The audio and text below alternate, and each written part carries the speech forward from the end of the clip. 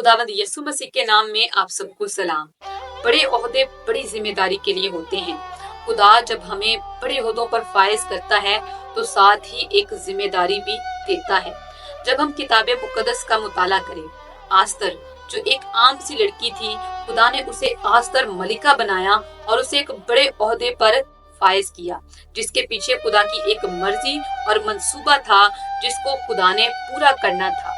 जब हामान ने यहूदियों के खिलाफ ये मंसूबा बनाया कि वो खुदा के लोगों का नामो निशान मिटा देगा, तो खुदा ने आस्तर मलिका को इस्तेमाल किया कि अपने लोगों की जान को बचा सके। इसलिए याद रखिए, जब खुदा हमें बड़े ओहदों पर फायज करता है तो एक जिम्मेदारी देता है जिसको हमें पूरी करना होता है।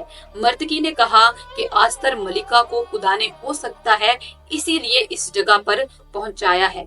इसलिए अगर खुदा ने हमें बड़े ओहदे पे फायज कर रखा है, साहिब इख्तियार बनाया है, तो उस इख्तियार को अपनी कम्युनिटी के लिए जरूर इस्तेमाल करें और दूसरे लोगों को भी उससे फैज को पहुंचाएं। याद रखिए, खुदा अगर हमें बड़े ओहदे दे सकता है तो बड़े ओहदों को हमसे वापस भी ले सकता है।